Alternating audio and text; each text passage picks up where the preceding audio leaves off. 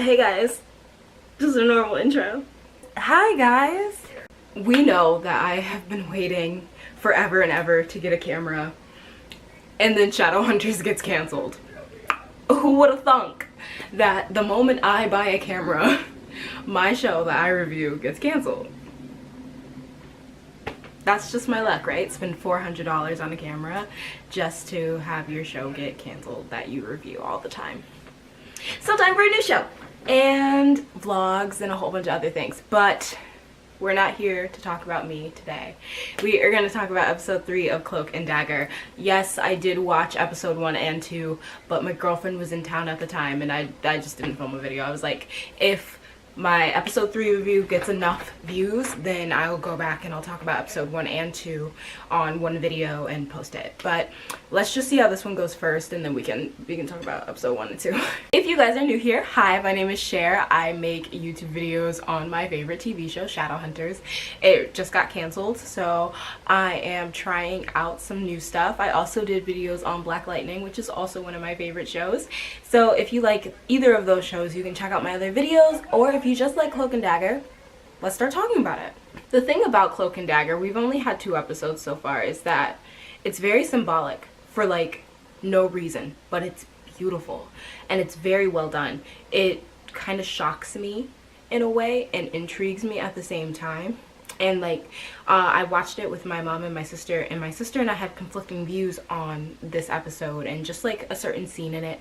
So when we get to it, I'll talk about it more in detail. So it's really funny to see how Cloak and Dagger is connecting with other people. And I swear to God, if people get this canceled, just like they did with Shadowhunters, I will actually cut my own throat. So this episode starts out right where episode 2 leaves off, with the car crash.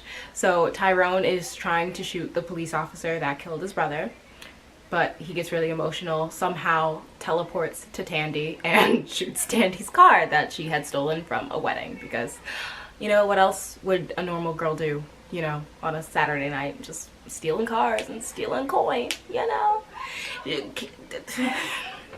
Tandy's on the run, okay? She's doing what she knows how to do. She knows how to run. So, of course, when she's running, somehow Tyrone finds his way to her, and vice versa. When he's feeling very conflicted, she somehow appears to him.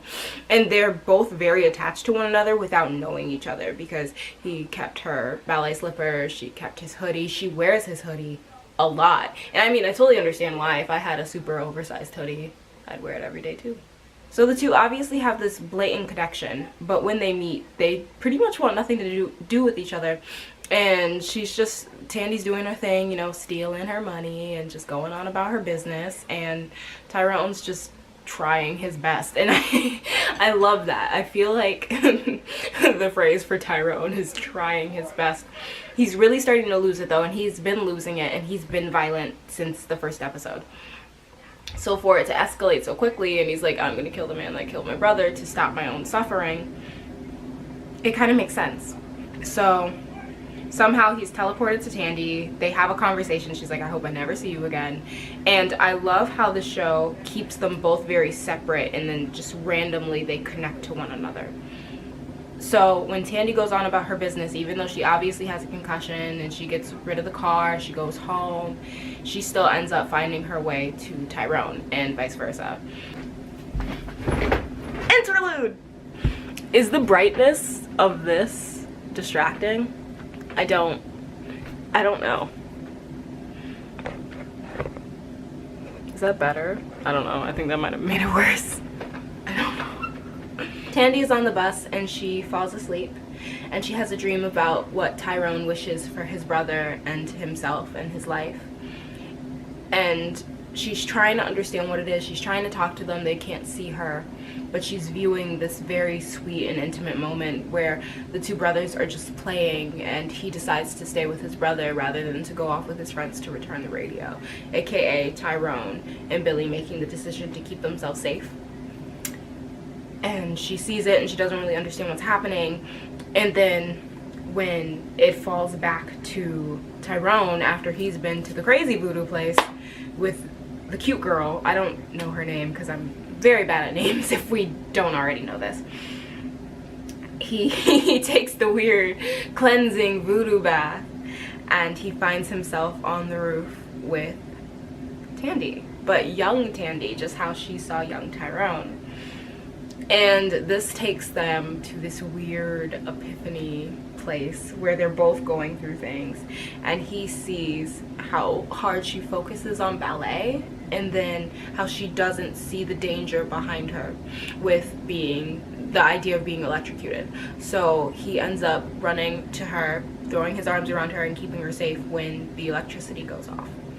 And as it moves on, it moves forward to Tyrone and Tandy being in this very pretty grove, like probably old, like, what are they called? I keep wanting to call them concentration houses, but that's not what it is. Slave plantations, right? That's probably what they were at. And it shows that Tyrone is going through a very dark place, so he keeps finding all of these violent ends and these violent meanings. He finds like a rope to hang himself with, he finds a gun to shoot the police with, and Tandy finally breaks free to him, and she gives him one of her daggers, and she's like, you need to find the light, you need to try something new, you can't keep doing the same thing, it's a vicious cycle. And at the same time, he finds her running away from all of the bad things in her life, and he tells her, you need to find something new and you need to try something else because this is getting you nowhere. And at the end of the day, they give each other the same message, like, you will be fine if you try something else. And I thought that was very cool. And let's just take a moment to thank the creators of Cloak and Dagger, because I could not believe my eyes.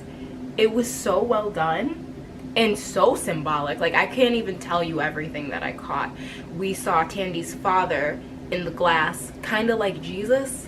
Like, he was walking on the water and the explosion was behind him, but he wasn't touched by anything. He wasn't touched by the water, he wasn't touched by the fire behind him, he was safe. And we saw that in the stained glass of the church, while young Tandy, is giving all of the men who've done her wrong in her life pills and killing them in a church, which something like that has happened before in a cult in a church. I really wish I could remember what it was. My mom was talking about it. That's so interesting. And then along with all of that, then it comes to the latest boy, who is pretty much probably going to go to jail for her, and was telling her to stay and to be safe and was trying to get her the money, and suddenly she kills him too, which means she likes to run away when things get really intense slash tough slash bad slash good. So it's another way for Tyrone to tell her, like, hey, calm down, and to see where life will take them. It's just so interesting to me. Like, I don't even know what to say. Like, how crazy is that? God, it was so symbolic. And then, like, let's talk about Tyrone and the voodoo place and the cute little girl that he's hanging out with. They had one cute little kiss, and I was like, so that's it? At the same time that Tandy said, so this is it? When the scene changed, I was like, wow, bold. I didn't even notice it at first. My mom and my sister noticed it first. So that was interesting on top of everything else. This show just makes me think, and it's like, it's one of those shows that you really have to sit down and watch. Like, it's one of those shows you can't be on your phone with when you're watching. You really just have to be like, what? It's kind of like that. It makes you think. It makes you stop and be like, you know. But it's so good, and like, I'm in this weird dazed, like, glazed fashion, because like, I don't understand.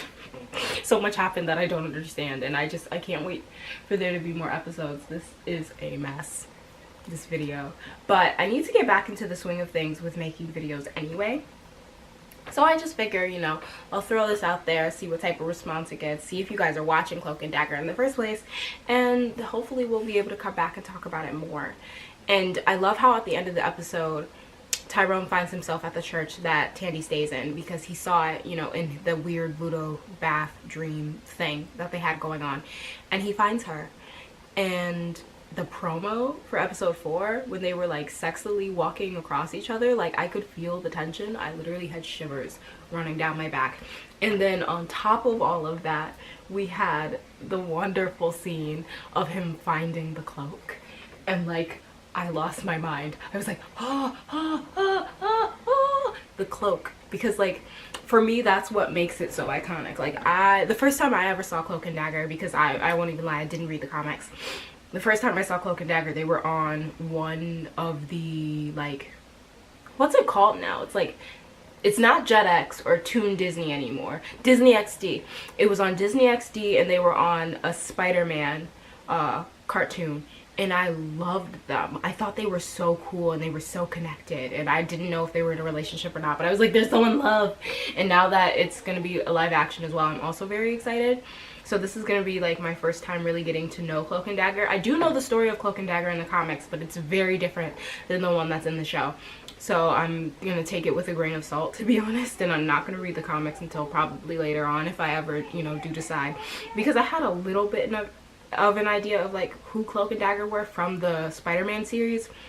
But this is really cool, and this is a really cool rendition. And I'm always very nervous when Freeform does shows, because Freeform shows are always really great or terrible, and there's no in between. So I was very nervous, but this has been very fun, and it's only been 3 episodes, and I just can't wait to see where it goes. Like, I'm very excited for it and like what's gonna happen next. And I'm really glad that I finally have a camera, because like, oh my god guys, I was using a stupid flip camera from like 2010 that I stole from my high school. I hope you guys enjoyed this video. You can like, comment, subscribe if you want to. It's all fun and games here, and I will see you guys next week.